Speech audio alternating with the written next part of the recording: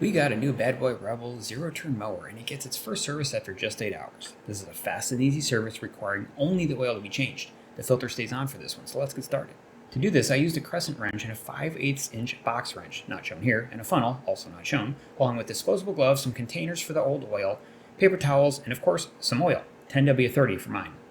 My mower is the Rebel model and has a Kawasaki engine, but the process will be basically the same for any mower and engine.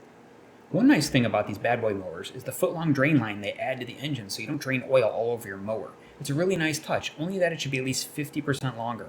It's still a pain to work in this space. How these companies screw up these little details is so beyond me. I was going to just use a pair of pliers and a crescent, but the pliers and crescent were both too wide for the tube side of the screw-on cap. So I had to find a thinner 5/8" box wrench, which was thin enough to fit. So grab a 5/8" box wrench and save yourself that headache.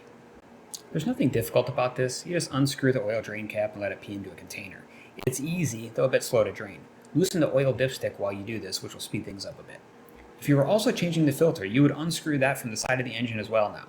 Then apply a few drops of fresh oil to the gasket on your new filter, screw it back in and snug it up. But this is an oil-only change for the 8-hour service. No filter gets changed right now for mine. Once the oil is done dripping, screw the cap back on. Do it now so you don't forget later. Pop the dipstick out, place your funnel in its place, and pour some oil in. Now, it says it'll take around 2 quarts of oil, and while mine showed the oil was full before I started this, it didn't drain out that much. Certainly some does get left behind in the filter, etc., so it may not need a full 2 quarts. Start with a quart or so, then wipe the dipstick and drop it in. The manual says not to screw this dipstick down when you take the reading. Kohler engines might be different. If it's not quite enough, pour in some more and take another reading. Clean the dipstick each time so it's dry. New oil is far more clear than the old oil, so it can be harder to read on the dipstick. Repeat this until your engine is up to the full line. Now, cap up the old oil, the new oil, and get the rags out of the way. Start the mower as usual and let it run for a minute to warm up and circulate the oil. Check for leaks while it's doing this, then shut it off and make sure nothing leaked out.